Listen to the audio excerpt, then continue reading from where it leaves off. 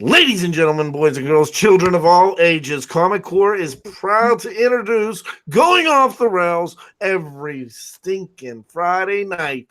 It's a nightmare on your street, and we're about to show it off right now with the panel. We got Seawater 19, we got JB from Discovery Bay, no other than Drew Manchu, the great legend bringing it in live, 17-time heavyweight champion of the world, and our hosts, because I don't know why. Because the unlimited team's better.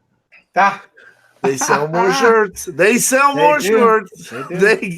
We've got JD from Comic Core Unlimited and none other than Cat Ren with a very, very special guest that we're excited about. Cat Ren, JD, it's all yours. Cat, introduce our guest.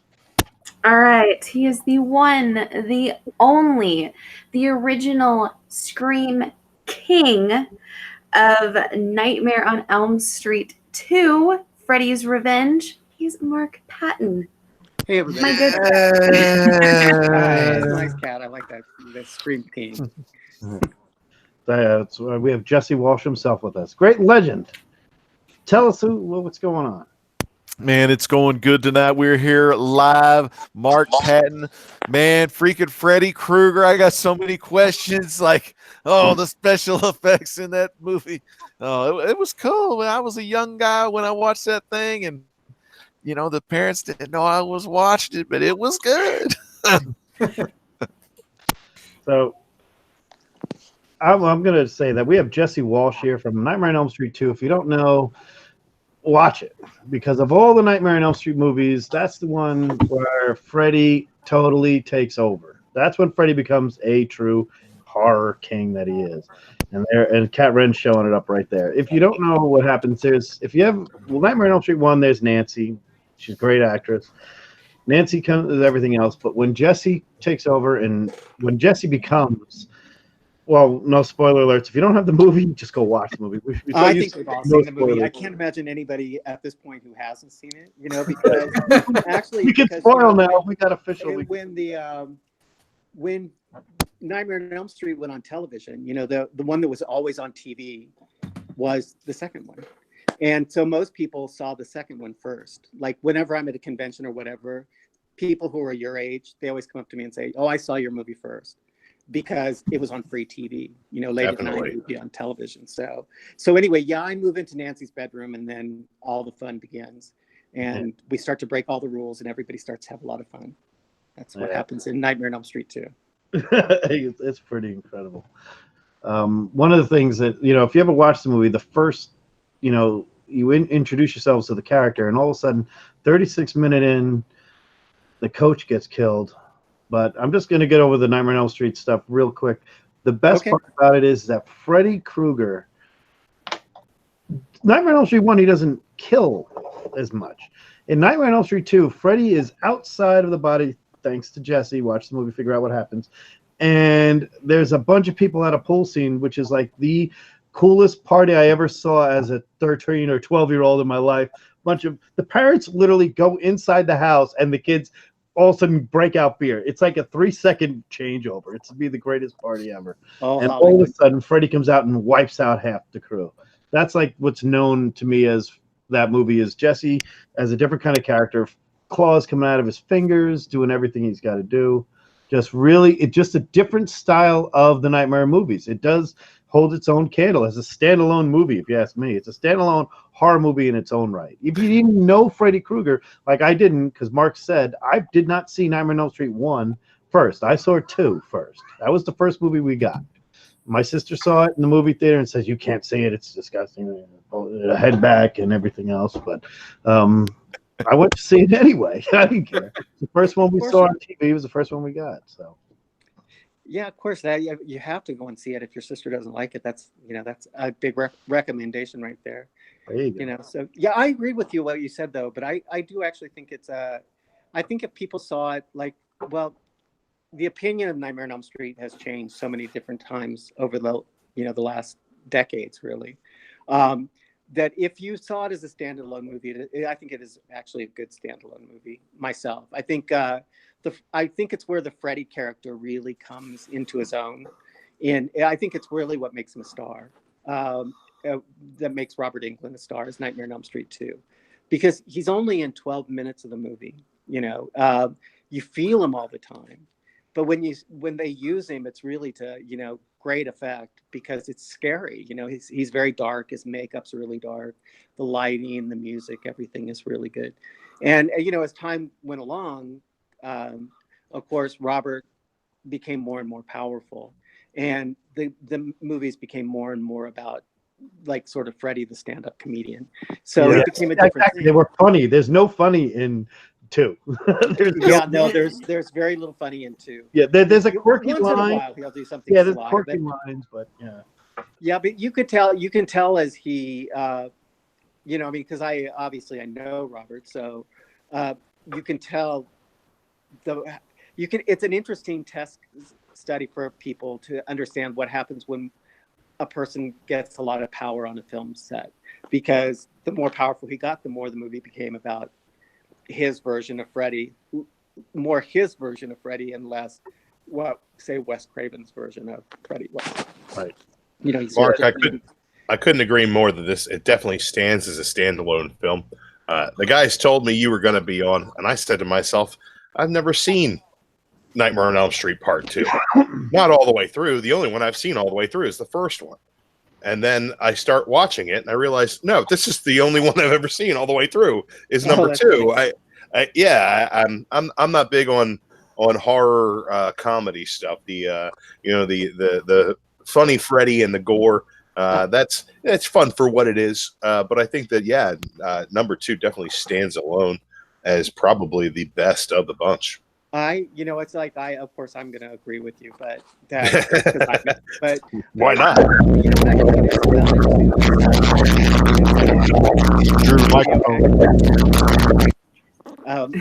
It sounded like aliens were coming into this day. No, that's just true. That's true. He's got one of those in him. Drew, have some Pepto-Bismol or something. It was about people. It's a story about those people. It's like the cool thing is like you kind of knew who the mom and dad were, and Clue and Hope did a really good job with that, and they were real characters. I mean, you really care about them. When Grady dies, in the bedroom when that transformation scene, I think you really care about him. And it's like, and you can tell that I care about him, and it's not just like, oh, he's dead, like run down the alley and like get to the next kill. It's a movie I'm proud of. I would like to see them actually make it again, to be honest with you. Who would you have directed? Go ahead, say it. Who would you direct? Who would you have directed? If in an ideal world, I'd direct it myself. Nice. Yeah. Wow. Well, I mean, I've had probably more time to think about it than anybody else has. Now, Robert, he's hung up the claw. I mean, he's done. I don't know about that. You don't think so? I don't know. No, I think maybe not. Yeah. Because after that last atrocity of Nightmare on Elm Street with Rorschach, the guy from, oh my God, what movie was it? Jack Earl Haley. Yeah. Jackie, yeah.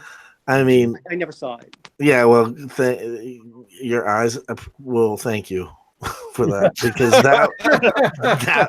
that was awful. And but when you said the scene where the transformation happens, and I watched that leading up to tonight, and I watched it earlier this week.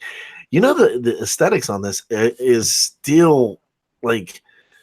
still really, really good. I mean, the simple, practical makeup holds up today. I mean, but even on that particular film, more so than any of the other films. Well, that was Mark Shostrom and Kevin Yeager, and like that was Kevin when he was really just starting to kick it, and Mark Shostrom, who did my special effect. He was an amazing dude. And the reason I think those are so good is like, there's parts of it that look really cheesy or whatever, but you don't ever, when you have CGI, I think you lose the soul of the person. And like us, the soul's really tangible, like the eyes, like my eyes on film, your eyes on film. Mm-hmm. We communicate with our eyes so much. And when you lose the reality of that, even on film, I think people pull out of the movie and they go like, oh yeah, that's great. You know, it's like I always say, like when I'm watching a movie, a war movie, right? And if there's whenever like the 10,000 ships start coming, and I'm like, oh, the computer just kicked in. But you could do it better with just 3 boats and 10 guys. I would believe it more, you know, and stay in the movie more. And I think that's what those 80s practicals are really all about. And you said this a minute ago about how we felt the emotion in that scene, and we've been also reviewing Game of Thrones and how emotionless that last episode was, but when you could actually feel your emotion when you threw the glove at the mirror and you say, "You son of a bitch," Right. Yeah, I mean, you could feel like. Go ahead. I was just gonna say his screams in that movie are like total fright screams. There's no acting. You know, nowadays you can go to a horror movie from the same year. All right, let's just grab it. Let's just say, all right, let's just grab the 2 biggest ones at the icons at the time were Jason and Freddy, right? Right. So Nightmare on Elm Street 2, final chapter, Friday the 13th, right? I think they were on the same year, right? Mm-hmm. Corey Feldman in 1 here there. Corey Feldman didn't scream the whole time. He was, you know, lethargic in there, and it's Corey Feldman. He's gone. You know, he did Goonies. He's gone too soon. Gone too soon. So we turn around and you go through everything else, and if you watch that movie and you watch the way Jesse Walsh screams, and we have Matt here, you realize that your scream is an iconic thing in the industry. It's like the greatest male scream of all time. Well, it depends on how you come at that. Actually, that scream like is accountable for like ruining my career. So, you know, and I mean, I like the scream too. It's like when we first started shooting, we shot with the girl. Her name is Sydney Walsh in real life, Carrie, and she's the kind of bimbo girl. And she shot the first 2 days and then the last 2 days, and the difference between us screaming the first day and us screaming at the end was, because we just had to do it every day. And, and you learn to do it. I mean, it's hard to do that scream like that. But in my documentary, they talk about that. It's like the minute I screamed, my career was over. And it was because, the typical thing that people is that I scream like a girl. The boys aren't supposed to scream like that. But like this movie breaks all kinds of rules in regard to that, because like in film in the 80s, right, boys weren't supposed to cry. And in horror movies, they shouldn't cry. They shouldn't really be scared. They should get like turn into the hero, you know what I mean? Instead of getting scared, they shouldn't scream, definitely. And you should never appear to be weak. And that is a setup in society, really, for what men are supposed to be like all the time anyway. Do you know what I mean? Like if you want to fit in, the one thing a man just can't be is weak. And especially when you're a teenager. Like, and that's, that's how that movie got that reputation, is like a bunch of, basically 14-year-old boys, 15-year-old boys going like, boys don't act like that. Yep. And that began a long trail for me. Now it's so funny because those same boys, some of them, now this is their favorite movie. And all the Elm Street series. When they grew up and they realized, I used to stand in line with people and say, I'd have my glove on and say, scream like a girl, because I'd put it up near their eye. And my glove is really sharp. It's a screen prop. And I could put your eye out in 5 seconds. And if I stuck that in your eye, you would scream like a girl. There's no you would scream however you scream. And that's what I was doing as an actor, is just like I was just trying to be real, like what would really happen. And I didn't realize at that point that for some movie acting, real is not what people are looking for. So it started me on a long journey, though. It was really cool. I mean, I'm very grateful for it. And I still like my scream, and a lot of people still like it. So. I think they ask me to do it all the time. Yeah, I think the horror movie community absolutely think. I think Drew would agree with me that scream alone it kind of is the scream of. It was pretty good, Well, you know who it is. You definitely know who it is. I was going to do an app where you could have the scream on your telephone, but then you'd be like, it would be too disturbing every time your phone rang. It'd just be like people would think you're insane. So People would I call the made police. something else instead. They probably would, yeah. We were at a convention the other Emergency day, you know, it's really services funny. would be called. I think. Well, we were at this convention. Oh, go ahead. I'm sorry. I wanted to get to Kat because Kat shared with us a special book that you wrote. Uh-huh. Yes. And I know she has been dying to talk about it and really and get an opportunity to talk to you about this. Oh, fantastic! Yeah, I'd like to talk about my book. So I love your film, and the one thing that kind of always bothered me was Nancy had her diary, and Jesse didn't have anything really that he left as far as for the other characters to hold on to. But then recently I found out that you wrote a lost journal for Jesse, and I've been going through and reading through all of it. And do you want to talk about that for a little bit? Sure, I love to. I'm actually really proud of that book. I think it's fun. Isn't it great? Like, I figured I would. The first half of the book, for people who don't know, is like I stay true to the movie for the first half of the journal, and then it's the second half is what happened to Jesse when the movie's over and gone, and what happens to him in life, and so Jesse has a good life. Like he moves to, well, he doesn't move, he gets taken to, but most of it takes place in New York City, and he's an artist, and he meets a lot of cool people. And he actually, at one point, I don't know if you've gotten to this in the film yet, I mean, in the book yet, but he comes out, he's got a boyfriend, that kind of stuff. He and Lisa are friends. Well, I can't tell you that part of it because, you know, there's some death involved in that. But he goes out on a date, and the guy takes him to see Nightmare on Elm Street 2. And so then he meets me. Jesse and Mark meet each other later in the book. And it's a murder mystery. It's really good. I wrote that book originally because I got tired of people asking me the same old question. You know, like when I was first new to the internet or social media, I would get asked the same questions over and over again.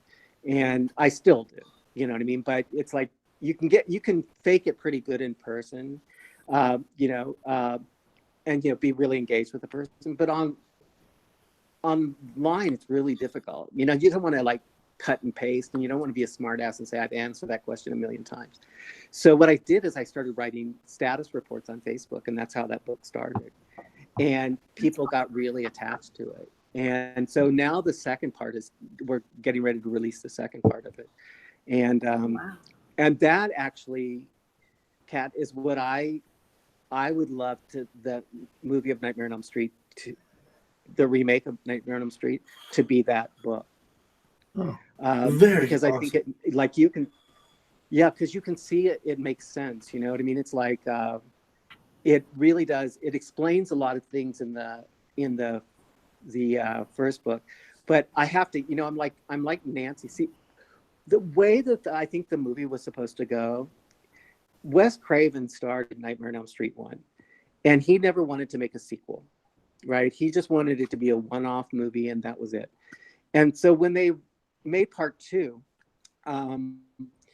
he didn't have anything to do with it. He didn't want to have anything to do with it. But by chance, through the sort of the screw up of the person who was writing it, they got offered a really cool opportunity. And I always thought that the third one should be that Nancy inhabits the dream world, and Jesse is the bridge for Freddy into the real world. And then Jesse and Nancy have to get together and trap him so that they can lock him in someplace so that he can't get to either one of them. And they have to become a team, right? So that's what I do with the book, is I actually kill Freddy in the book. But I don't, well, I'm not going to say I kill Freddy, because I don't, because he's still alive. I just do something with him, which is really interesting. But you have to read the book to find that out. Well, I mean, the next guy up on the panel is our 17-time champ who has some questions for our guest. Like whenever you were, doing the special effect, when you have the claws coming out of your fingers, and when Freddy came out of your body, like how did they do that? That was crazy. When I was a youngster, I was just, well, this is awesome, but it's crazy at the same time. It was wild. Well, they're all puppets. So it's like what they did first was they buried me in what was sort of like concrete, a plaster of Paris, really. My whole body, head to toe. Oh my All I had was God. like 2 little screws in my nose. And then they built puppets of my body, and they're so realistic that they put every hair in place one at a time, the eyebrows, the eyelashes, the hairs on my arms. They're everything. They're perfect. And then there were, I think, about 12 or 13 of those. And then there were body casts that I had over the top of me, like when the stomach swells up and I cut him out of my stomach. yeah. That was a plate that went over my stomach. And So good. and the like the claws, the nails coming out of the claws coming out of my fingers were really, that's just all pretend. It's not really happening. I mean, you think it's happening, but it's not. Cool. It's like, because they'll cut to my face or they'll cut to my. So if you really slow it down, like, and you're gonna be a real film maker about it, like slow it down to like 1 second at a time and see what happens. Because sometimes you'll think you're seeing the glove, but you're not really seeing the glove. You're seeing something else. Wow. And it's just acting. It took 3 days to do that transformation scene, and long days, long days, and lots of blood, a lot of blood, and a lot of clothes. But but again, that goes back to the who you have to really give the credit to is the prop maker, the guy that built it. His name is Mark Shostrom.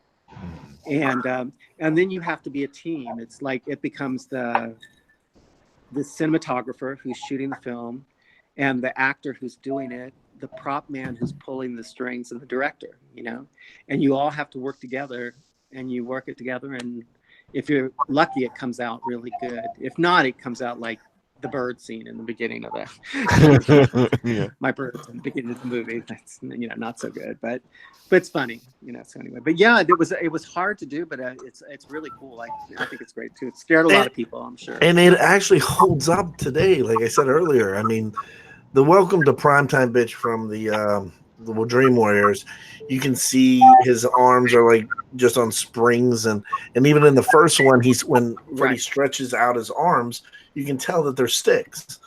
But everything in that in that movie seemed very, very aesthetically pleasing.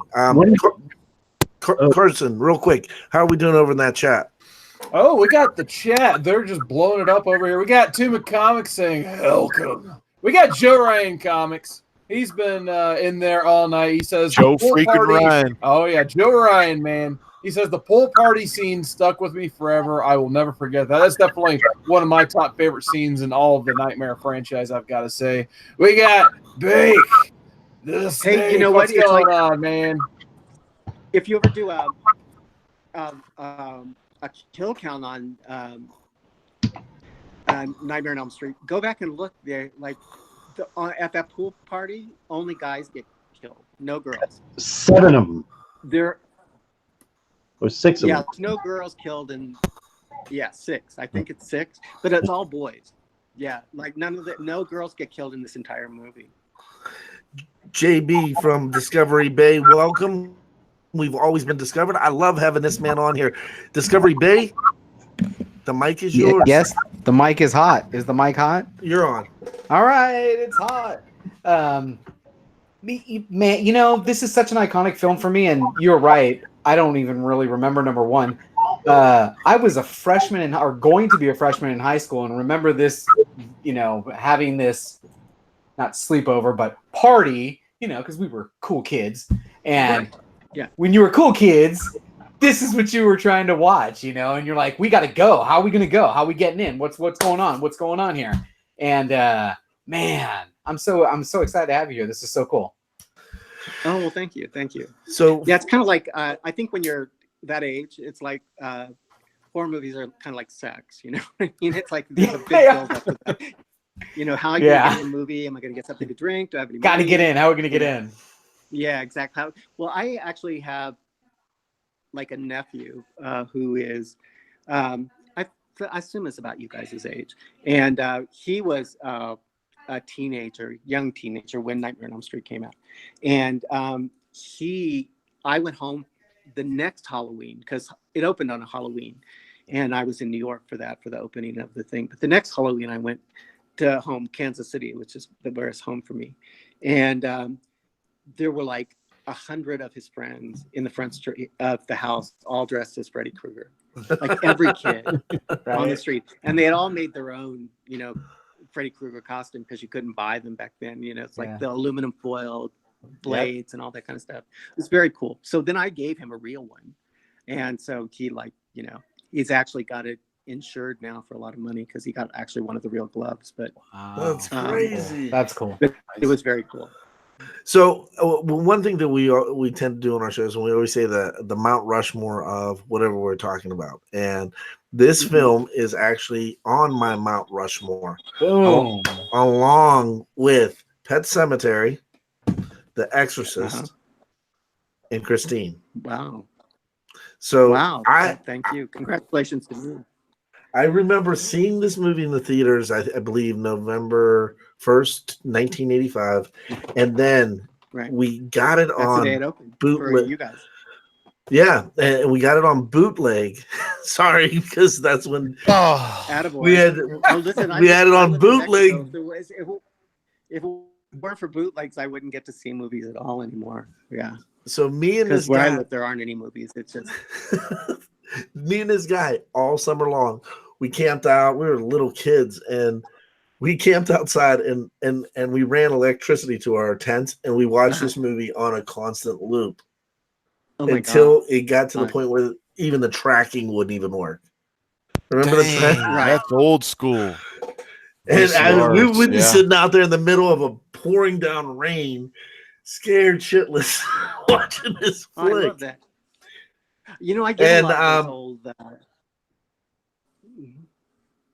Go ahead. No. I was gonna say you asked me something earlier about hellhounds, and I didn't know what you were asking. Oh, okay. And I was like, "Is he?" I said, "Is he referencing the dogs?" Are those the hellhounds? No. Well, we were talking earlier. Yeah, we were talking earlier about the NECA figures and the dogs. I think. Yeah. I remember talking about Hell House, but we can move on. We'll come back to it if we'll figure it out later.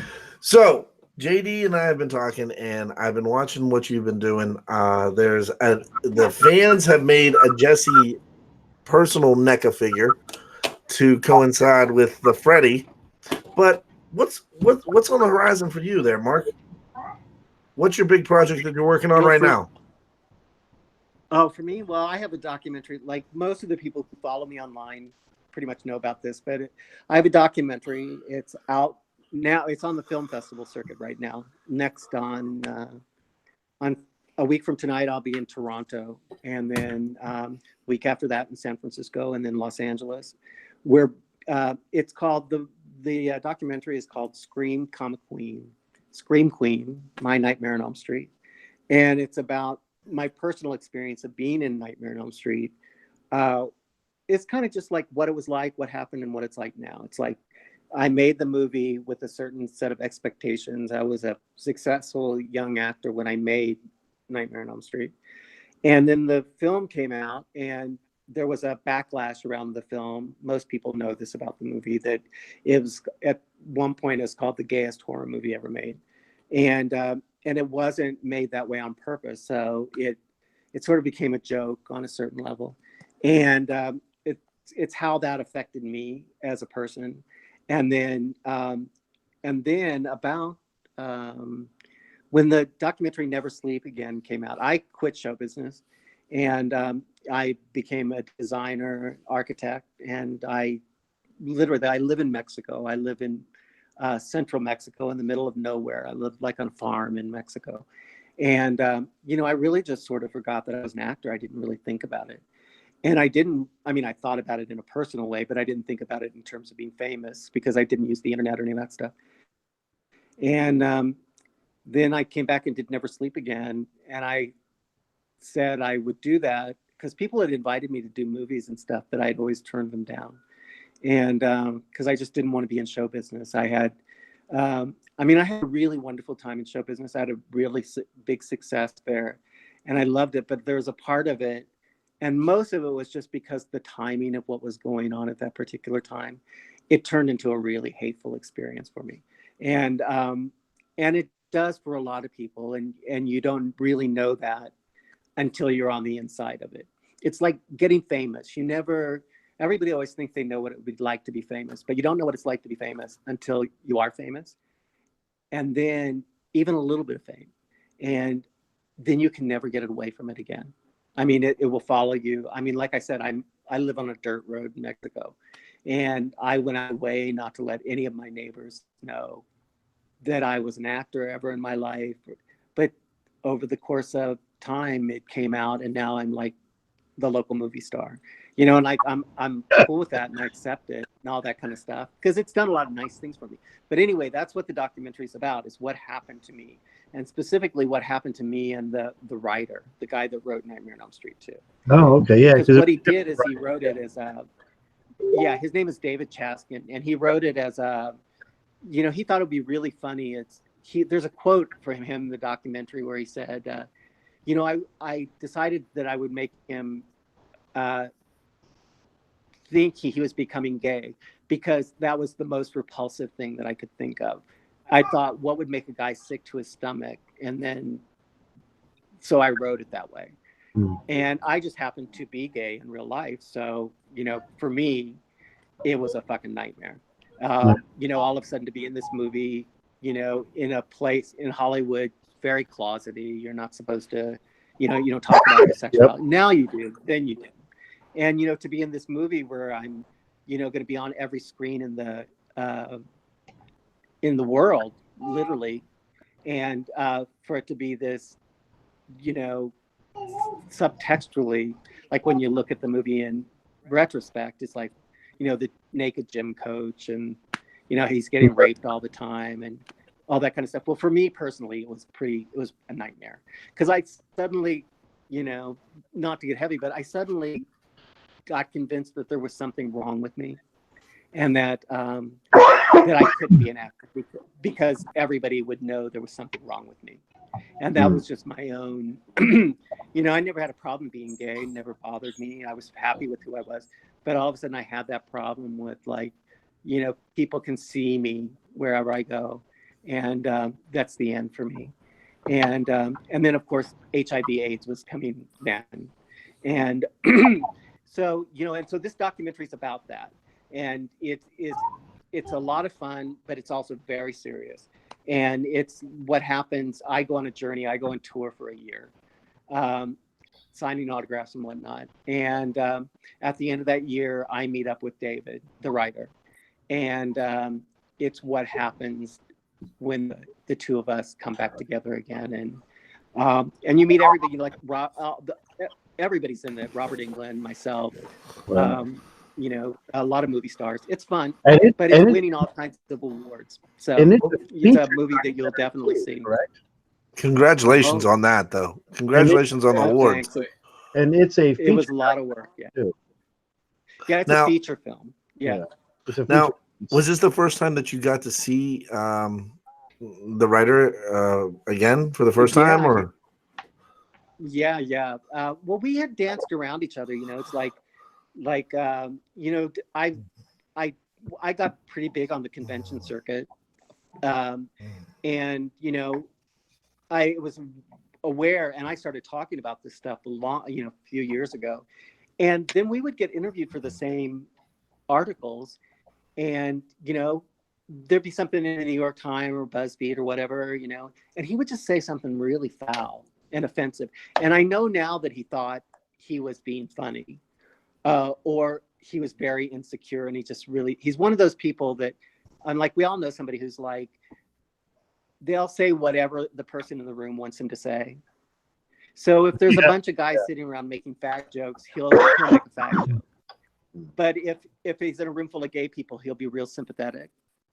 You know, he's one of those kind of people. So it was very weird dealing with him, you know, and I won't tell you what happened. It's really amazing. It's like Jack Shoulder, the director's in it. Everybody that got involved with the movie had like some really weird wonderful, actually, not weird, but wonderful transformation in the making of the film.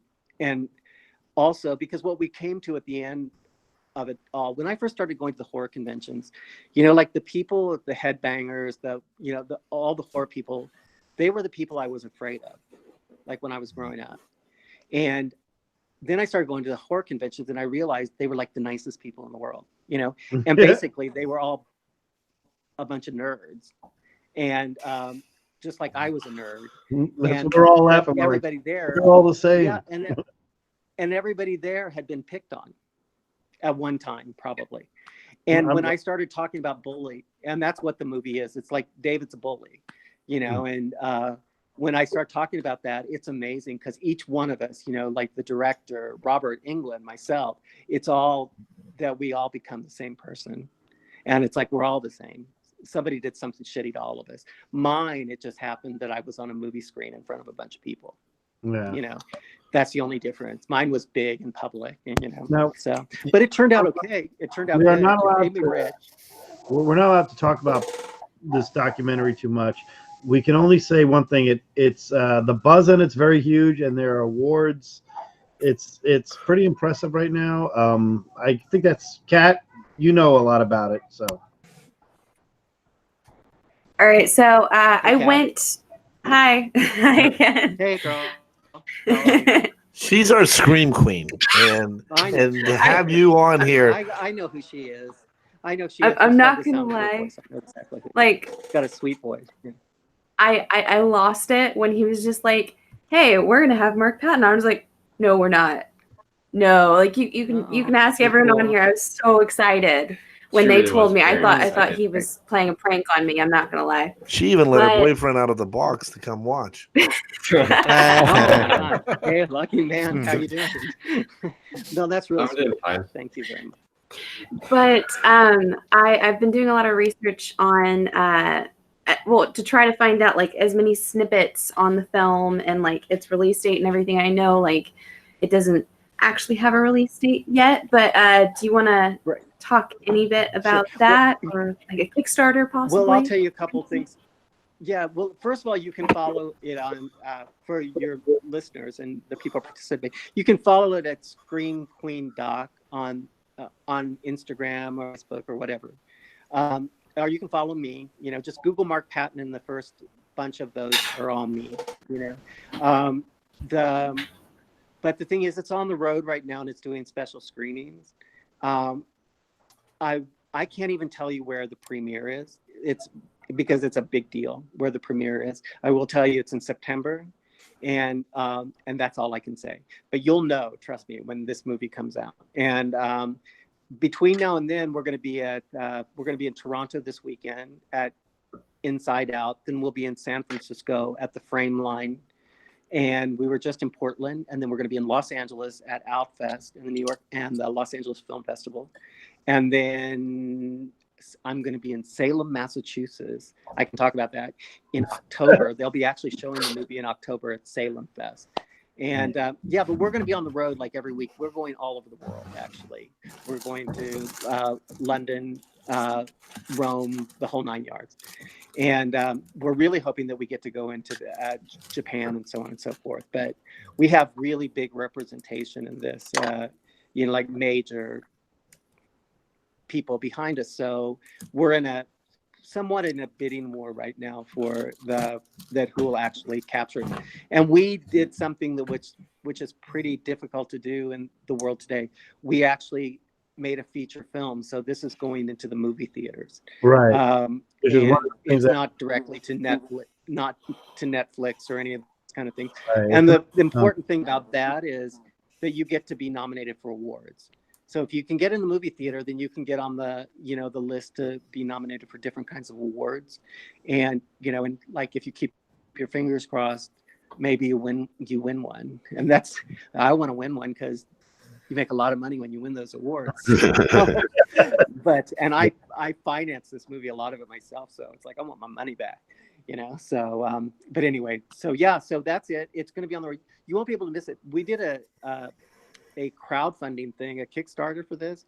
And my good fans gave us $60,000. And those people that donated that money, like $10 at a time or whatever, those people are actually getting a copy of the film, and they'll be the first ones that get it on DVD. Cool way to do it. And then, or on a streaming, they'll get to stream it first, and then it'll be on either Netflix or Hulu or whatever those, I mean, actually, ultimately it'll be on all of those platforms probably, but this year, probably I would assume like Netflix would probably be your best shot at getting at it. Mark, I wanted to make an announcement to the Comic Core and to the Comic Core channel really quickly with you on here, because you're this Clifton Crumbles is a director, independent director of a series that is being made, and it's called Chronicles of the Deadland, and he's started his own little production company called Hanger House Studios, and his inspiration for, and this is right hand to God, his inspiration to going into horror films is Nightmare on Elm Street 2.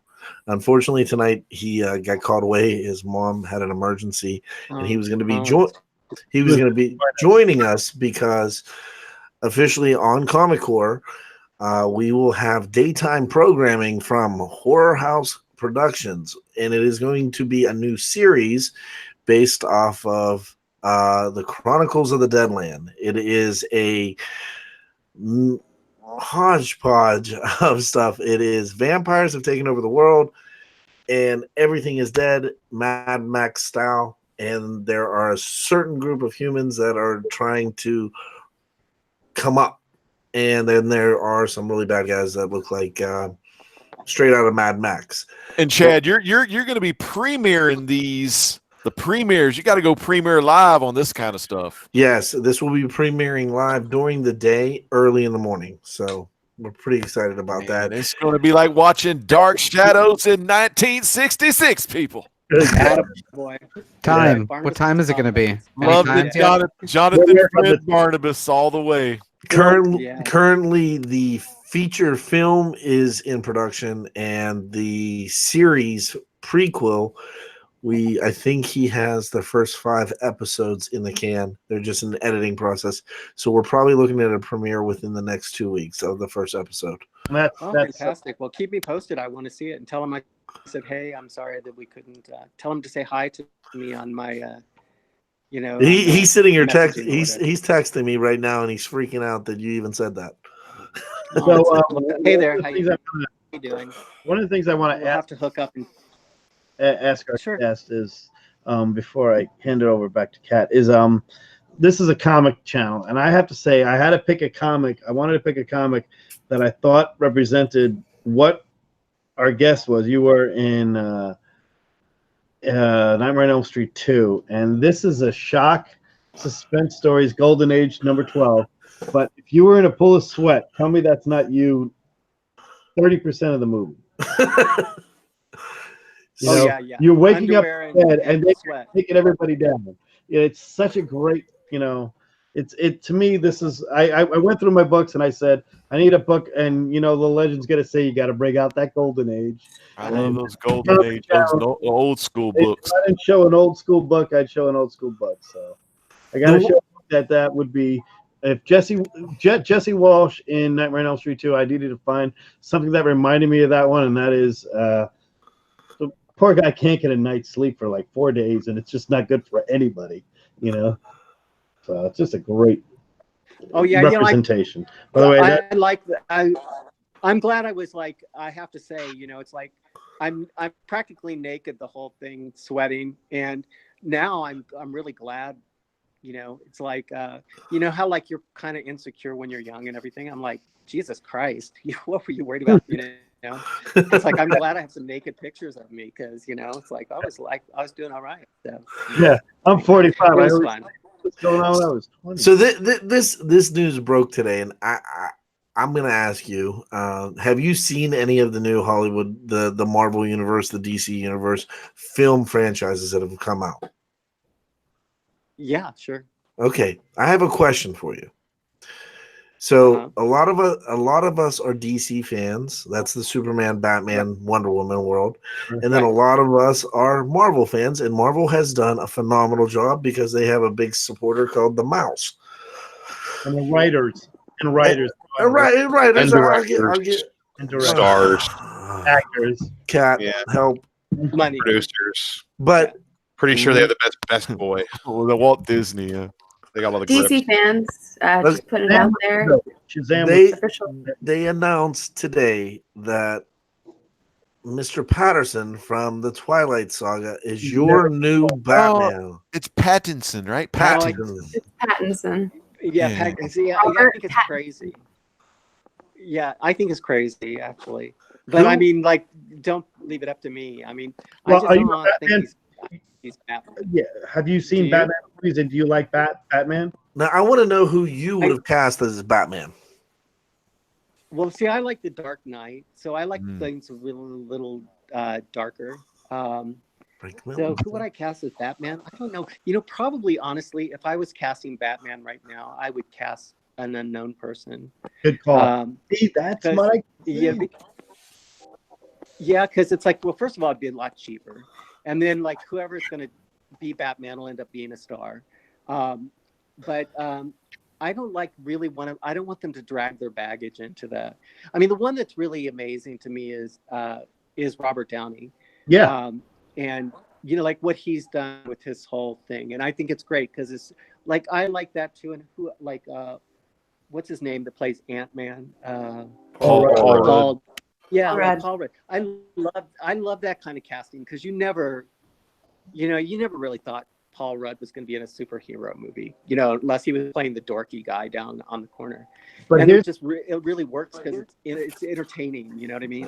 right. So it Well, can work on all different kinds of levels. two reasons. Paul Rudd. Paul Rudd was definitely the one guy. I mean, he does a great job as Scott Hall, Scott Right. Lang. Sorry, but the one thing he also does is that he allows every guy who's up until Ant-Man, a lot of women didn't watch any of the movies, but Paul Rudd was the romantic comedy king for all those Yeah, years. he So we're is. like, That's true. let's go see this movie, Ant-Man. So you go with, you take your date, you go see Ant-Man, and oh my God, this guy's Paul Rudd's in it. Oh, I'll go see it. Boom, you get him hooked on all the Marvel movies. All I got to say to that is the See, Michael Keaton. That's oh Mike. Yeah, no, that's really smart casting though. Do you know what I mean? When you can make everybody happy, you know, And Robert Downey because Jr. that's the trick of getting both men and women into the movie theater. And Robert big Downey Jr. rebuilt his career. But I agree with you. Cast an unknown. Chris Helmsworth was an unknown when he They before he did. were all Chris Evans, the only they one were who all was unknowns at one Robert Downey Jr. and Josh Brolin. Oh, Paul Rudd was known. But Paul Rudd. the best thing about the Paul Rudd casting is that he's timeless. The guy hasn't aged a day since he was in Clueless 25 years ago. I know, Yeah, it's amazing, isn't it? I mean, You can sign him for a 12-picture deal. He's never going to age. there's something in that Sex Panther he uses, It's true. Real bits of Panther. It works every time, That's some of that Sex Panther he's got going on. So you just made a lot of friends when you said that darker version of Dark Knight. Yeah. Oh yeah, I want the dark version of everything though. I mean, I like who's doing the Joker now that I like? Joaquin Phoenix. Joaquin Phoenix. Oh, Like why? way better. He's going to turn out something really good. That Shazam movie was real good. The Shazam movie. And Zachary Levi. I love that Shazam movie. But the Joker with an actor like that, like when you have like Joaquin Phoenix, who kind of was King Joffrey before King Joffrey was King Joffrey. Let's be honest. Oh, absolutely. Yeah. Gladiator. That's King Joffrey is based on that character. Oh, you he know, is, and like George that R. R. movie Martin. in Gladiator. In Yeah. Gladiator, he's so sickly incestuous that That's it's gross. exactly You know, what I mean, it's just like you want to take a bath when you look at Yeah, it. if you want to watch know? George R. R. Martin steal from everybody, or I'm not saying that, I'm just saying George R. R. Martin's been around since the 70s. All of a sudden, he started writing books in 2005 that were stuff that was done in the 80s. So I'm just saying, first book ever, 1970, Weird, Dr. Weird with Jim Starlin, by the way. Anyway, Well- the when we talk about Joaquin Phoenix and that's where it is, but casting Batman as an unknown actor is exactly what they need to do. DC just needs to reboot with stop bringing in the Rock is not going to save a franchise. Zachary Levi did a great job because nobody really knows him other than Scrubs, and then he became Shazam, and Shazam's a big hit. Zachary That- Levi wasn't Scrubs. in Scrubs. He was in Chuck. He was in Whatever. Chuck. Scrubs is one of those. You know, it's those movies. Don't mess with Zachary Levi now. He is Shazam. Give the man some Levi or props. Levi? Whatever the case may That's be. just my own opinion on it. Cast unknown, be it better than the Twilight Night. Let's get back to Cat Ren. Cat Ren, what do you think? What do you have for Mark Patton? Because we winding it down, we got to get it down. So, Cat Ren, what you got? All right, so I'm a hardcore fan of practical effects, when it comes to special effects, I'm way Right. more like give me some sort of like a plaster mold and all of the craziness there over some CGI nonsense. Agreed. But I would probably say the one scene that freaks me out the most in this is the scene with the tongue. So, Yeah. I was is wondering there if a it was story gonna- behind the Gene That's- Simmons It's one? always. It always freaks the me girls out that so mess in the much. tongue. It's gross, man. That tongue was like 12 inches long. Oh, And Yeah, it was. when it was sprayed out, it was in my mouth for almost 10 hours because they had to put it like in with a dental plate. oh my God. And I smoked at the time, so I was like really wanted a cigarette, and I couldn't have one. And they reversed the film. That's how it rolls up and rolls down. Is the film moves backwards. And yeah, somebody just brought me that. I just signed the armature for that tongue. The tongue part, the wooden part on the inside is left, but not the latex. Yeah, it was pretty gross, wasn't it? That looks like like it's. I said, I tell the story sometimes, but it's like Kim had in her contract that her breast couldn't be shown, so like because you that couldn't was show her nipples, right? Sorry. So that's when I'm kissing her, and so where you'd think a boy would be like, playing with her boobs. I couldn't do that. So of course it looks like I'm going down on her, and then that tongue comes out. It's really it's a really foul looking scene. It was supposed to be like these two innocent kids, and all of a sudden it looks like something from a porn flick. I was 12-inch tongue. I agree. It was absolutely changed a lot of things, but it was great. I gotta take I over. was- that we all know, because remember, it's not a tongue that's colored like a tongue. It is a dark green, grayish thing that Like- comes out of his. Yeah, that's like And he- vomit. I watched that movie. I saw that scene, and then I ended up watching I Stood on Your Grave like the next week. So you tell me. Your head Camille's really a good goes friend of down mine. at that point. You should have her on. Yeah, we gotta get her on. We have to have that. Ask her that question. I mean, Was that a prosthetic that you cut off in the bathtub? Oh yeah, no. She's got some good stories about that. That was amazing. She's an amazing chick, and she's still I don't know how old Camille is, but she's still like she'd still hop on the back of a Harley and take you for a ride. She's a fun lady. I like her a lot. So Mark, She And will. also, who would be? I know somebody who'd be really good for your show if you want me to hook you up. yeah, that'd be Do awesome. you guys like? Do you guys like sleepaway camp? yeah. Yes, Yeah, we were never talking told about Sleepaway that. Camp. Yeah, Melissa would be a- newsstand. Yes, Felissa would be a great guest for you. She's a lot of fun, and she would get right into your vibe. Send me a note, and I'll hook you up with her. So I'm Very- sure she'll do something. Mark, Yeah. I want to thank you so much for being on here. I mean, I live in Pittsburgh. I fear zombies. because I'm about 20 minutes away from Monroeville. And Right. that's where it all began. But since the time I was 5 years old, I was the biggest Freddy fan. I think I went trick or treating from 5 till 17 as Freddy. So, thank you for my childhood. He's not strong on the thank imagination. You know what? This year, do yourself a favor. Dress up as Freddy again this year and go out one more time. Or dress as Jesse. There Like, you go. it's funny. Like a lot of people are starting to dress as Jesse. But anyway, thank you guys a lot. I really appreciate Thank you, it. Mark. Kat, very much. thank you. Mark, I will Yeah. definitely shoot you a line. We're gonna stay here Okay, and give tell up. everybody to say hi to me on Instagram or all that kind of stuff. And if anybody wants to get a copy of the book, we have them, so you can write us and we'll send you one, and with an autograph or something. Guys, I will put all his descriptions in the link below. Mark, again, thank you so much. I appreciate it. All right. Well, you guys have fun. Okay, I'll let you go so you guys can say goodbye to each Thank other. you See for you coming guys. on. All right. Good Thanks, night. Mark. Thanks again. See you, man. Great Bye-bye. to meet you. Bye. Meet you, Mark. Peace out. God bless. God bless. That Gone was too fun. soon. Guys, what did you think about that? That was fucking awesome. Gone too soon, though. I want him back. I want to talk more. I want to get, some one-on-one time. I mean, this guy, he is freaking cool. Man, don't y'all remember? All y'all people in the chat, y'all remember the first time where you was at when you was watching the Freddy Krueger #2, Freddy's Revenge. Gulak's coming for you. What do you think, Woodard? Woodard, what's your thoughts? Oh man, well, that great get, guys. That was Dude, you awesome. were speechless. That's the most quietest I've ever heard. Yeah. Man, what's going You on? didn't even ask him his pick of the week, Carson. Jeez. JB, I thought he was gonna pick this. JB, what did you think, my man? Oh, you're still muted. His mic is still off. Freddie got him. Damn, I think he's frozen. Man, I was only 13 years old when that movie came out, and I remember it was right before going to high school, man, and it was a big deal. How were we going to get in? That's a great movie. Yeah, good stuff. Because JB, I'm telling you, didn't somebody at my high school, not my graduation party, somebody else's party I went to, reenacted the pool scene.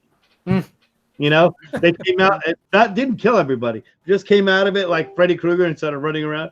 It was maybe it wasn't a graduation, it might have been a homecoming party, whatever it was. And the guy came out as Freddy Krueger, one of my classmates, and ran around. And we didn't have pools by the way, this is in Queens. So oh my goodness, did you look at what Robert Galvin? Robert Galvin. DB Galvin goes, yeah, first time he watched it, he was on LSD. Man, he was scared for a week. If y'all Good want job, some comic, Galvin. That's the way to do it. if y'all want some comic grails and Probably scarred comic him for memes, life. just do the LSD. There it goes. Sideswipe the No. train off the Guys, road. Don't do the LSD. You I should Don't wanted- do it, Galvin. Don't do it. I definitely wanted to announce the new show that's coming out on Chronicles of the Deadland, but I think is it too soon to announce Woodard and Kat's project? We're doing a project? There we go again. We have a project? Yeah. Oh, okay, I remember. What you got to wear a wig and do Two Girls, One Comic? Okay. No, I already have a co-host for that. Like I said, I know I'm like the emergency break glass guy for the Comic Core, but that might be a little bit too ridiculous. JD's gone, but Kat, you want to announce it? I don't think it's too soon. It's in the. It's in the JD is back. So Chad and I were having a conversation over the phone, and we were just kind of like spitballing ideas. And Chad's like, "You know what we should do?" And I was like, "No, I don't know what we should do, Chad." He's like, "No, seriously, do you know what we should do, Kat?" And I was like, "Chad, just spit it out, Chad. I need you to get to the point here." And he's like, we should do. He's like, what is the one thing we're missing? He's like, wait a minute. He's like, we need to have a Facebook call. So next thing I know, he's calling everyone. And it was a big announcement. Avengers Assemble, the Shield, Echo Very, Bravo. very Avengers Assemble. but And it's we are going. Field reference. It's 100% inspired by Woodard, but we've decided to See create a page for the community. It's going to be a Comic Core page, but Is it a web page? It's going to be a web page, and it's going to be Webpage. 100% Wizard Magazine. Oh, yeah. Everyone's going to have their own little gimmicks. You'll see some top tens. You'll see reviews from Cat Wren. You may be discovered. Drew may become your lover, but you'll never know when you're watching the Comic-Con. Because in my main, we got the Mega Powers in the chat tonight. Macho Head 84, yeah, brother. Macho Head, I like wiggling and playing with my, yeah, brother. And then you got the Biggie Shack. What you gonna do, brother, when Biggie Shack runs wild on you? And Double S, what up, everyone in the Comic Double S Core? in the house. Double S man from the South, aka Ray, Carson, what are you aka reading he's right the man. Yeah, Carson. Hey, what's going on, Carson? Get the chat going, buddy. All right, I do it. Yeah, look at this chat. We still got Robert Galvin in the chat. We still got JB. He's in the chat. He's man. Speaking of JB and Drew, look at those sweet T-shirts that JB and Drew are wearing tonight. And So we got Newsstand, quite the baby. T-shirts. Love them. So thank you guys. We got Chris Barrett in the chat. He says, "Wait, a Comic Core blog? Hell yeah, a Comic Core blog." that's gonna be It's cool. gonna be just like we're gonna have like fan castings. Probably we're gonna have hot 10 lists, but probably won't be legitimate at all. It'll just be Yeah, fun. do And not- we're also We're going gonna to be have doing Lance. a price section. we're doing a top 10 list elephant covers. I promise. The great Superboy, article number from the one. legend about how to make a good Fantastic Four movie. There's going to be recipes on how to make hot cocoa. And we'll talk about Because Yeah. if you are Valiant watching this show right 2027. now, I You need better guys- melt the wax, because You need- Chad's making candles tonight. You guys need to go buy the Comic Core original A limited. Yes. Original shirt. Show. Original Yeah, shirt. it show. Limited. Buy Ooh. Comic Core. Core The original. I'm still wearing white, people, because I haven't decided yet. We might bring You them in. know, There may be a big I don't- reveal coming. let's just buy the This It's is- Wednesday B shirt Oh, because we already got. Yeah, that nobody wears that. I know somebody just bought one. We need a new Seawood Check shirt. the chat. I It love says, those. "Hey yo, I it's the ordered a A Seawood show." shirt. I ordered a Seawood shirt, I And- am. and My I mom wore ordered it. one. And I I wore it ordered to a Comic Book seaweed Day. shirt. She's How about not even seaweed? I'm changing my background here. Oh, I love I'm Saga. painting this wall. You guys asked me what I actually read. I Yeah, was of course. reading this before we started the show, so I'm like, I need to read something. I haven't been to my shop this week because I didn't have much in my pool, and I've been working constantly without breaks. So I'm like, just pick something out of the collection. I'm like, I haven't read Saga yet, and I have the hardcover. So I read the first issue of this, and I'm gonna try to Saga's plow good. through these because I think volume 3 comes out. So I want to read volumes 1, 2, and 3 all in a row. So definitely enjoyed the first issue of this. I believe the hype. So my default pick of the week, I guess. I'm reading this and the Turtles hardcovers. That So looked yeah, like, there you that go. Look at that side boob. that looked like Drew on the cover of that when he was on that Giants teat. Hey man, sometimes you suck the giant's teeth. That's that Sometimes you don't Cyclops. get to That- suck the giant's teeth. That's that Cyclops titty. I'll be honest with you. The only thing Oh, I got one nipple. This is the only thing I picked up today. Nice. I am picking up my books tomorrow. I haven't been able to read anything.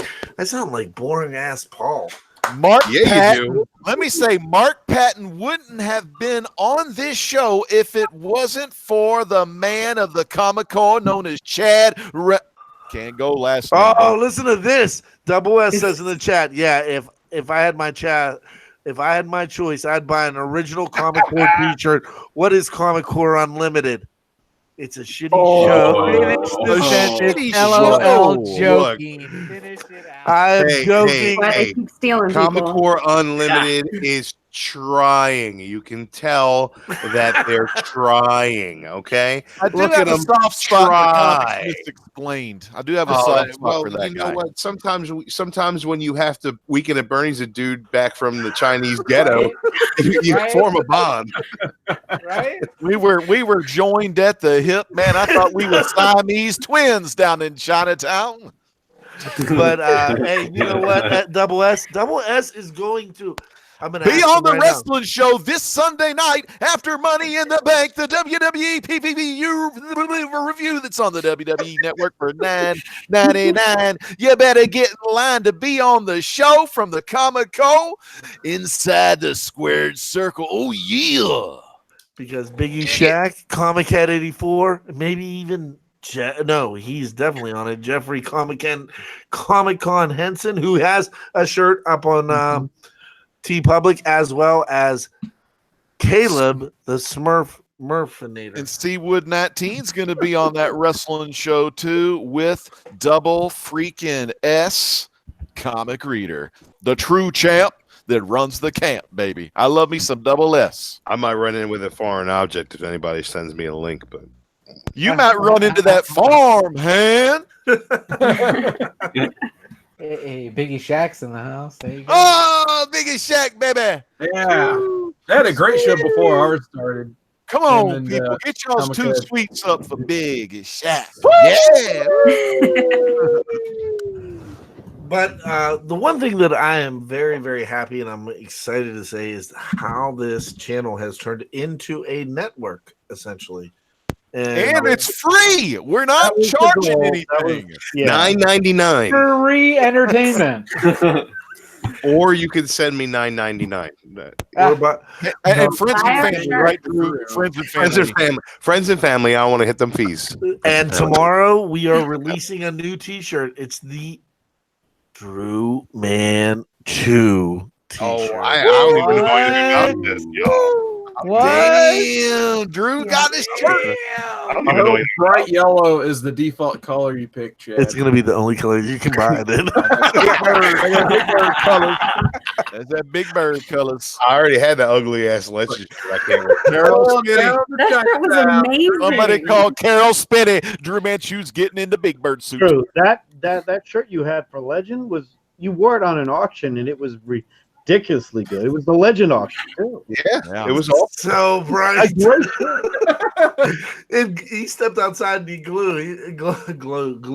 He glowed. English. I stepped outside to huff some glue and I glowed. And during the Mark Patton interview, I did finish off Proper 12 empty. So you go. I've been reading this week, Carson. So you asked. Yes, Chris Barrett, you can send me $3.75. Just checking in with the chat. You Couple can send me of words. $3.75. I'll take any denominations. It's like is that War of the Realms? War of the Realms is really good. War of the Realms really good. And It is. Guardians War of the Realms is Jason Aaron did a great job. And I mean, War of the Realms just, I like the Strike Force. It's kind of a badass Strike Force, even though it's led by I mean, Captain Marvel's pretty good, but everybody else in it. Deadpool in this is written by the guy who used to write X-Force Deadpool.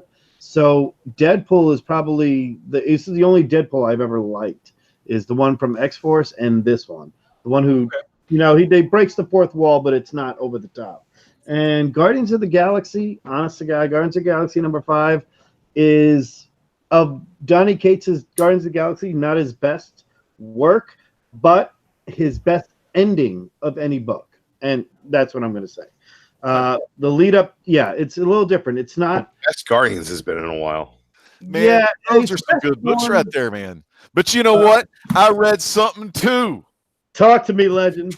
Kingdom Come. Last week, that was the last story I read. Kingdom Come, freaking Mark Waid. You had Alex, the boss Ross, as the Comic Head 84, Kenny calls it, man. I've watched also, I read that kick ass because Shazam had a blast, literally, man. And man, it was just awesome sauce because the clouds look like the cross. I mean, that's freaking phenomenal art. There's no denying it because Alex Ross, he's, anyway, it was good up until then. Anyway, Biggie He was Shaq, supplying it. he was supplying it. We got Biggie Shaq. We got Comic Well, Head that's 84. But Kingdom Come, man, Good book. You know what? I'm going to check. You that had out. Night Star in I Kingdom need to know what Cat so. read this week. I need to know what Cat has read, and what did Mark eat today? Mark read And Batman ice cream. Mark ate a lot this week. I have eaten a lot this week.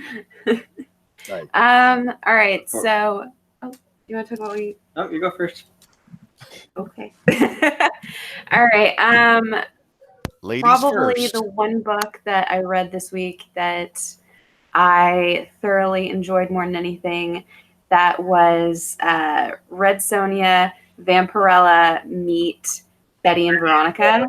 Yep. So, I got laughed at because I put it on my pull list. Now, here's the deal. Any Adam Hughes lovers out there know he drew the best Betty and Veronica, Vampirella, hands down. He's just ridiculously good.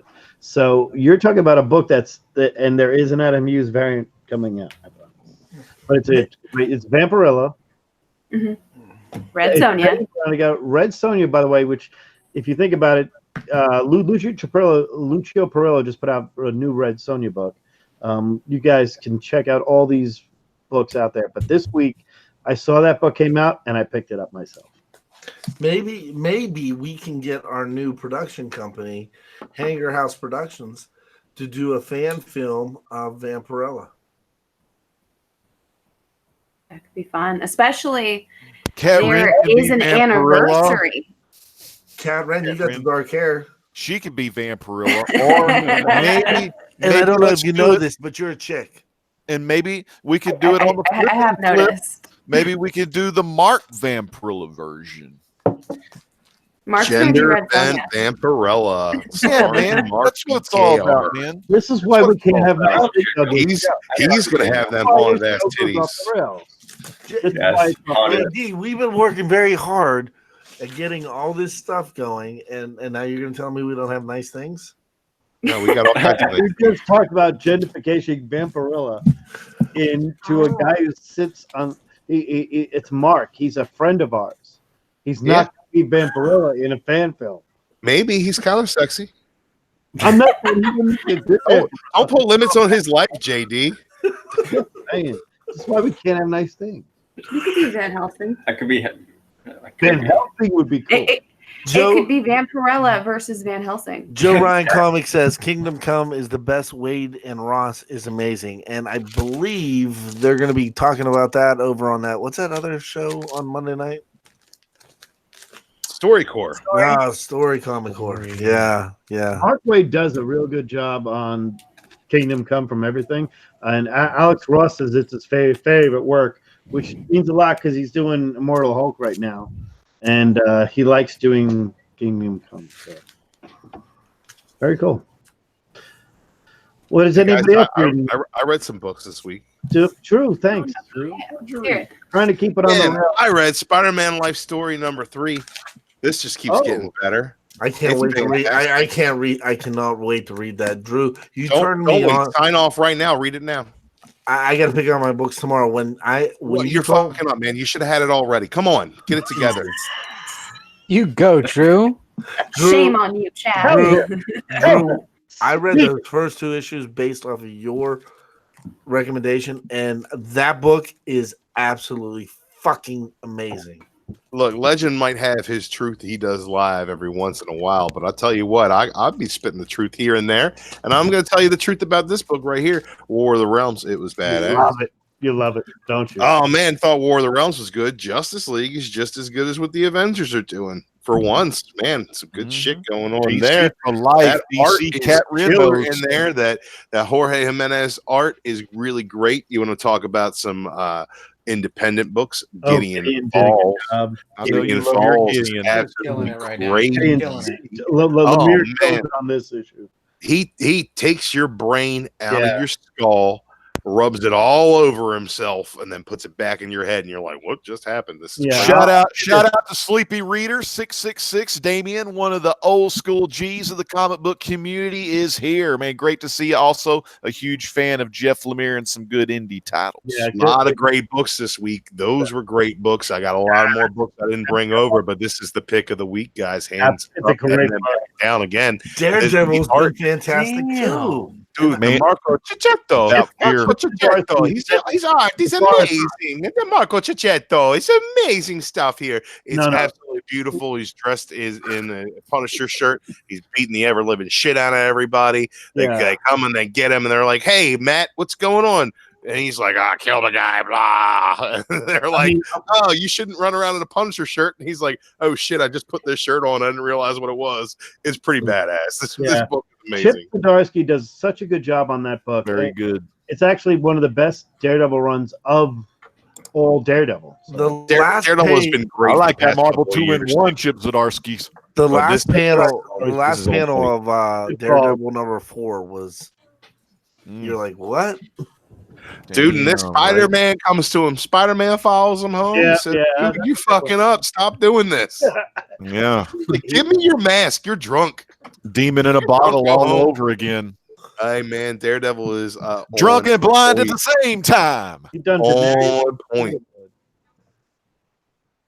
Dude, newsstand, man. Miss Cat Newsstand. Wren, did you read anything? Yeah, she read that book that JD talked about. My pick was. Oh, I wasn't here. That's how we got an entire rant about you started Vampirella. Vampirella. You went off the rails. To want to do a fan show with Mark. I'm trying. Like, if anybody, JB have a pick of the week. JB. Anyone wants to do a live show with Cat Wren? Every anybody- freaking guy if here. anybody's wants to do a noticed, show with I've turned into Alan from The Hangover, and I'm just trying to be like JD. I'm even growing the hair. I thought you were going for that Alan Thick look. What are you? Show me a side again. I'm Show trying, me a JD, side. because our cosplay is supposed to be amazing. It was going to be Booster Gold and a fat Blue Beetle You. with a baby Thanatos. Come on. I thought it was Baby Darkseid. Oh yeah, but Yeah, maybe poor man Thanos. Wearing on a boombox, why can't we be friends? But anyway, we'll get back to this chat once again. Thanks, Art. Hey, there's still a chat. I People think are we watching. still got Chris Barrett in the chat. He's talking about Daredevil Reborn. For some reason, he really wants to see me in drag. That's a little concerning, but hey, well, whatever. Don't we all? Oh, Nice, don't we we still got all? Biggie Shack. He's clanging and banging in the chat. What's going on? We got Count Von Strange the Fourth. He is in the chat. What's going on, man? hey Carson, real quick. Biggie Shack, something's in the mail for you, brother. Oh. He asked for it. Hey, is it bright yellow, dude? It's bright yellow, dude, and he's gonna be riding down that Santa Monica Boulevard with a hurricane to his That's right. about enough. Santa Monica, baby. Mean Gene. That's Give me a some of fact that, JD. JD, go JD Flair on it for Ric No. Flair. We're not doing Flair tonight. All right. I'll Gone make too soon. Gone too soon. We still got Joe Ryan Yeah. Comics. He's in the Joe chat. freaking Ryan, Joe Ryan. Kidding. Big thanks to Joe Ryan for joining. Sleeper Eater 666, Comic Head 84. Oh, yeah. Tom review in there. He, like I said, they had an awesome show earlier. Really enjoyed that. I was pretty much Candy Kyle the Prince of New Zealand is here, so we got royalty in Hey, the chat, guys. Woodard. I was late Here's to the the Jedi. show. I was Hey, late to the is show it- watching Mega Power. Hey, Hour. Luke Woodard. is in the future, right? Woodard, guess what? He is. He's in the future. Yes. He's also a Guess Jedi. what, Carson? Carson, guess what? Watch out. Well, originally, Joe Ryan was supposed to be part of Unlimited, and the Unlimited crew, they're struggling. They lost a member for a little while, and they threw out the bat signal, and maybe, I don't know, just maybe Joe Ryan could step up to the plate. Bang! For that diamond cutting. One time. One time. Chad, I don't know if Joe Ryan has it in him. I don't You know. don't think It's a Joe weird. Ryan Well, will I come don't know if he, down? do you think he's up to the challenge? Joe Ryan will cut your throat. Whoa. Wow. Joe Ryan, he's gonna be on Unlimited. He's gonna be nice. He's like, I'm here to support you guys. And in the middle of the show, he's like, you know what? Boom! Red a show shirt. He's like, I'll see you bitches on Fridays. And then you see him pop out of that. You know what? I'm going to That's quote how Joe you Ryan in book the chat. comic book community. I'm That's going how to you quote Joe book Ryan in the comic chat book when I say community. Joe Ryan is a bitch. I'm so sorry. That was my mom. Anyway, I need to know. Don't act like each one of you guys have asked me to be on Unlimited. Because you all have, except for Cat Ren, and she's the only one I take. You rescue pumps that wouldn't take any orders. Trying to take over. JD swears he goes, we're starting a new show called Outside the Issues on Thursday nights, and it's gonna be me and Cat Red. And I'm like, Carson, did we just get booted? That boot, man. Y'all was gone too soon on that one. Did you watch last night's show? Did you watch the show last night? Nobody did. I was there. Man, bro, I thought that was Midwest Comic Man for a while. There wasn't nobody in there. We had a great show. Gone too soon. It was a fantastic show. It was one of the best conversations that we've had in a long time. I'm gonna be honest. And that's why we're not doing OBS anymore. Yeah, we OBS minus the O. But anyway, JB, can you save us, man? I need to know what you've been reading. What books have you been liking this week? I haven't gotten my books for this week. Ah! But as you saw JB, the other can you lie to us? Paul Midwest. bunch of stuff I opened up the other day.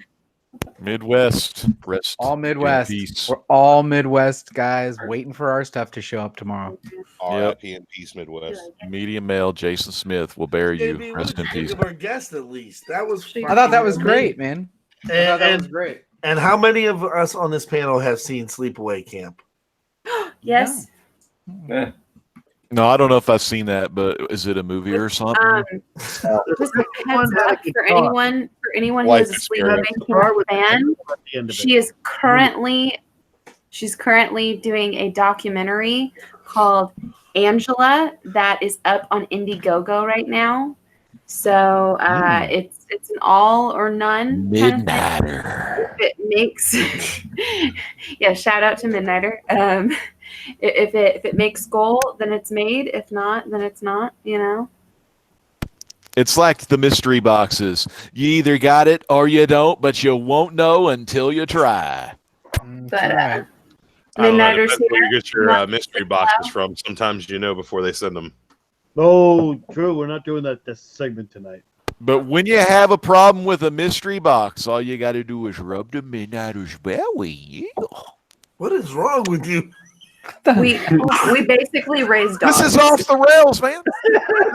That's the We're gimmick. way off The the rails. gimmick is to go like off the rails and stuff. I'm really just legit. I'm really cool.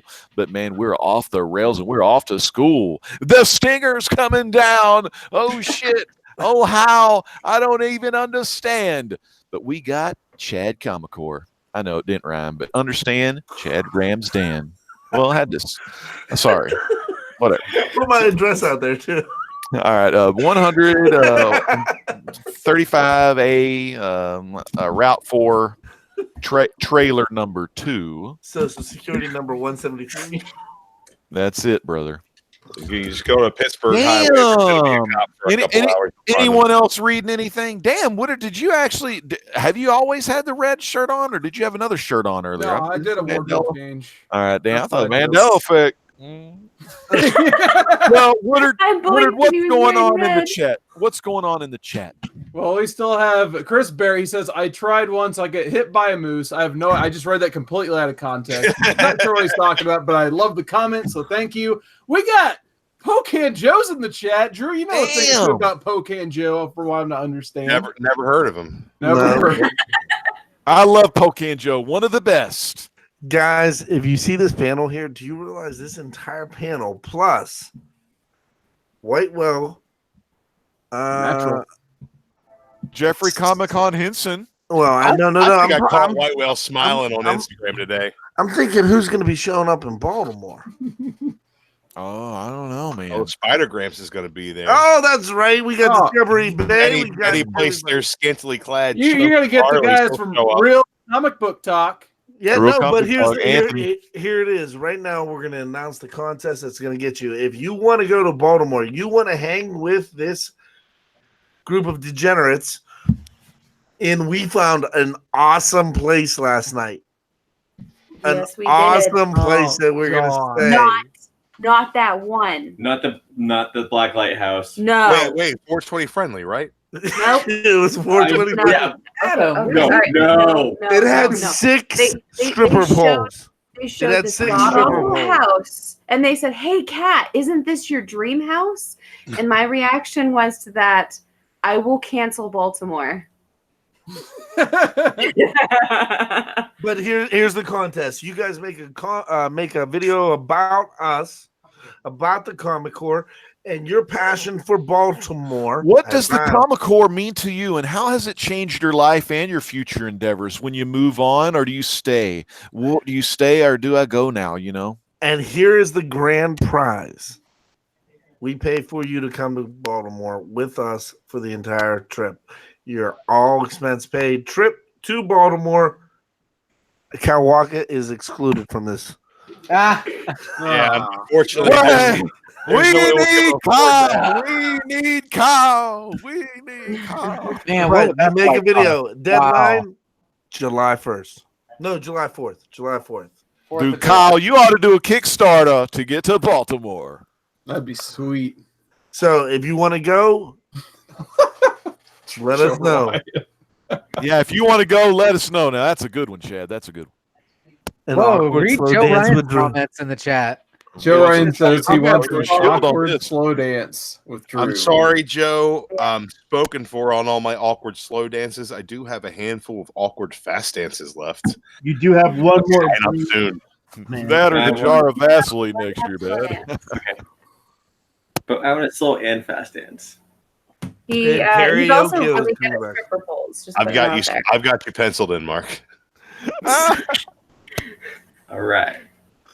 So I guess it's 11:30. Do you guys Great want to? show, Do man. you guys want to go off the rails, off the air, and see what we got?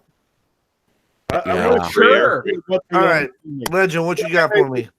Man, you know, we got some great stuff coming to the Great Legend Show next week. If you didn't know, I got about 3 AOKs, and I'm going to be opening them all in a row. And the first one's from Gino B. Nino.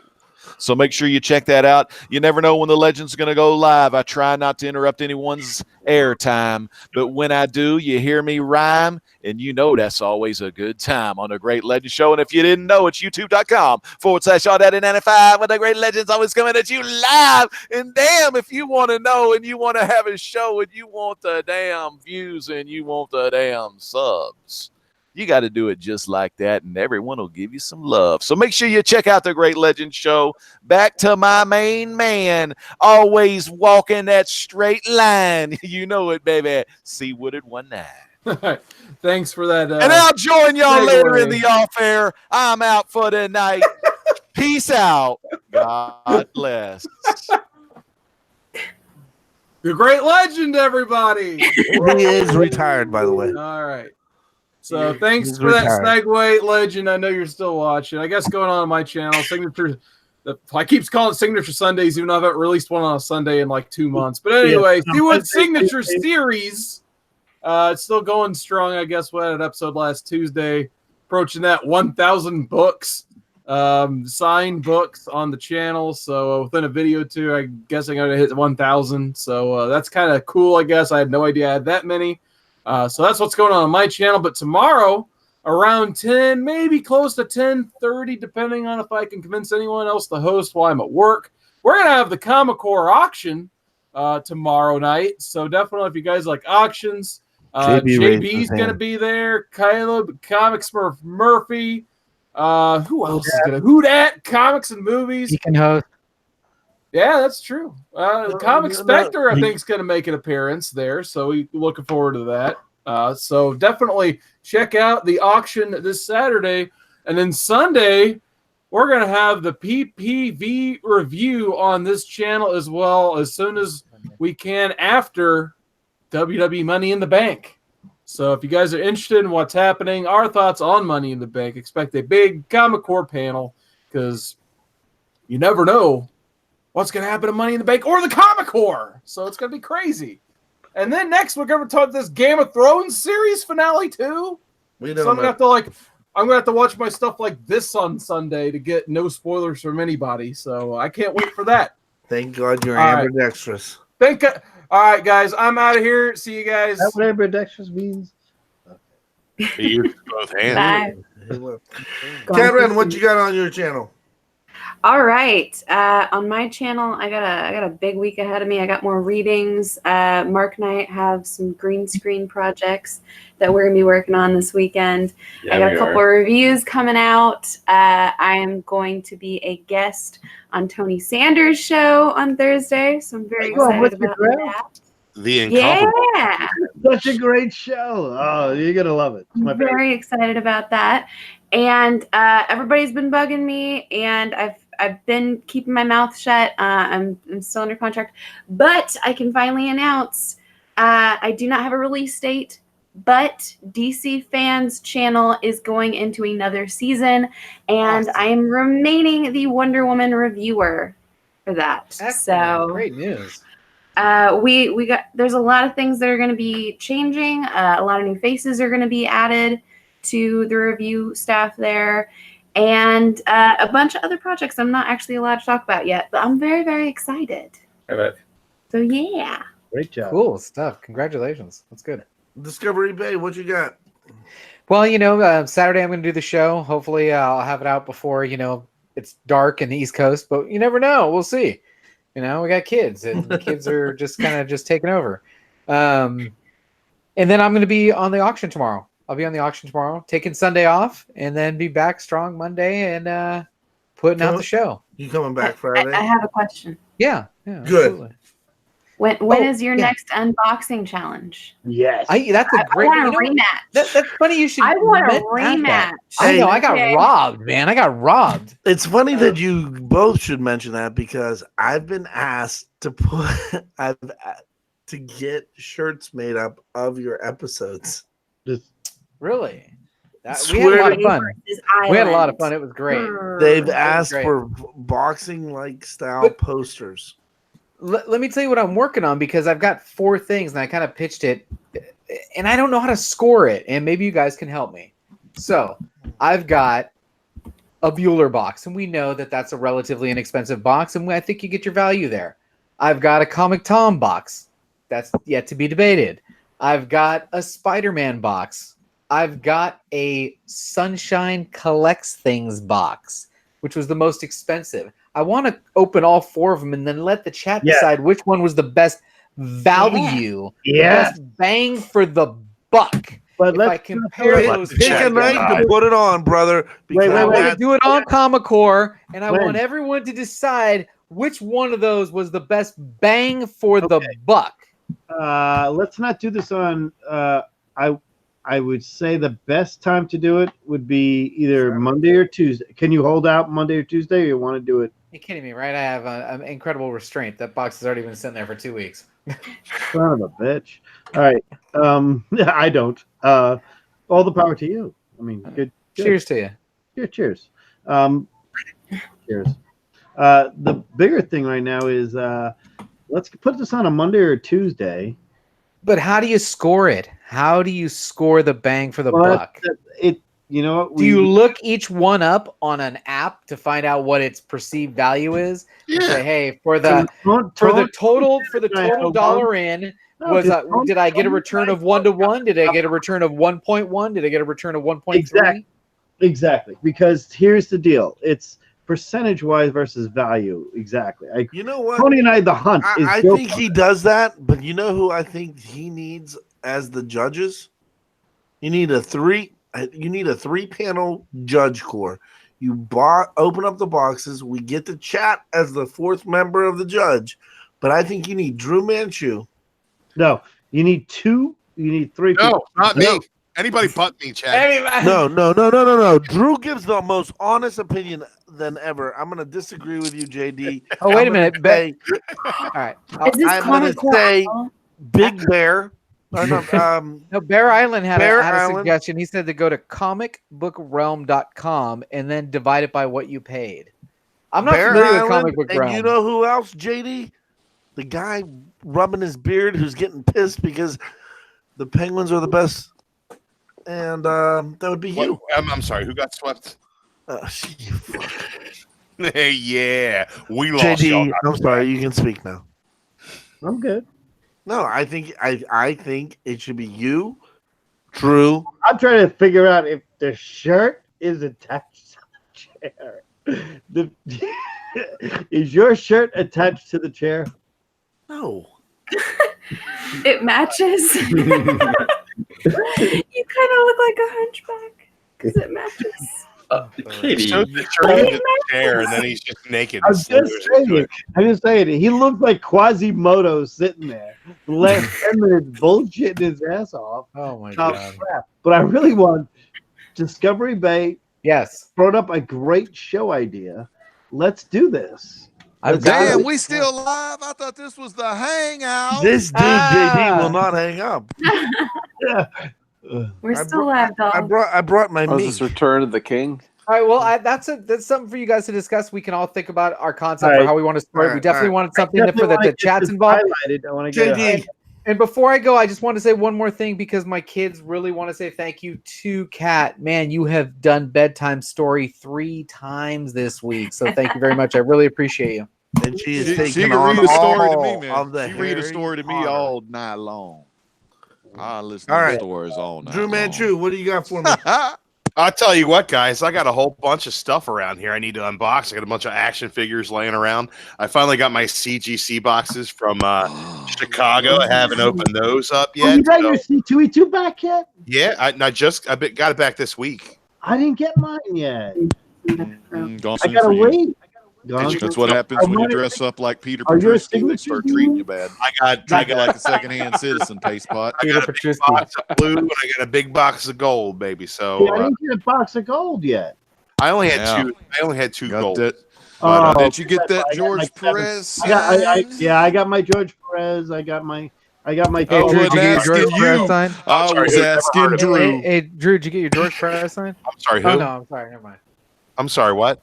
No, George Perez gone too Never heard soon. of him. Catherine's Never heard of friend. Patient right. Zero. Never, Last night, I'm glad you got friends. Never heard of him. Sorry. JD, what else you got, my friend? It's all good. JD, what do you got? Hey man, I'm also going to be on Sunday night. Blaster Stash. I forgot to And- say that. and he- Blast or Stash It, absolutely. Yeah, there might, Blaster there Stash. might be Best review show boring on guys show YouTube. up, but we don't know. Shout out to Comic Huey, man. book Shout out to review Huey, show man. on YouTube. Best one. Best one. Now, if you're looking for solo reviews, look no further than a couple of squares over. Cat Ran Figures, baby. Best damn reviewer on the YouTube scene. And she is a solo reviewing machine. Cat Ran, what do you got going on your channel? We've done her already, but it's Oh, JD's turn. shit. I Well, love thank you for giving the an shout out, intro. legend. You know, I Make love sure to giving sub up an intro, Cinema and I love Figures. giving a promo. JD, hit me up. Cinema What Figures do you too. got? Are you wearing a wig or is that a towel? Can I hear Cat Ren tell us what she's got going on? Joe Namath up in here. It's a mink. Can I please hear Cat Ren tell me what she's got going on her channel? One more Do time. it. Cat, what's going on? She likes the mink. She likes when the mink talk. I want to see the mouth. Oh, This thing is so creepy. what?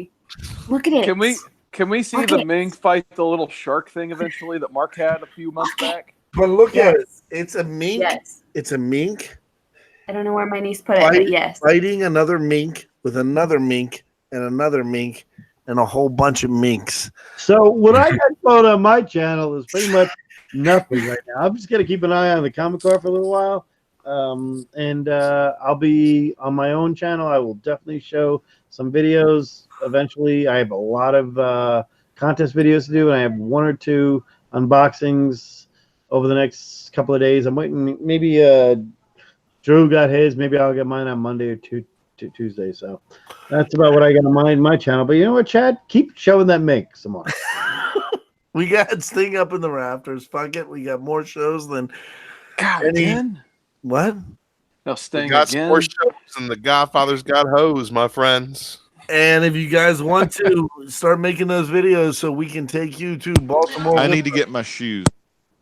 He lost his He's got to get his shoes. I lost my shoes. I lost my shoes. I got no legs. All right. Sting is the Raptors. Here comes the link if anybody wants to join us. Let's talk and smoke some weed. Yeah. Yeah. This is why we can't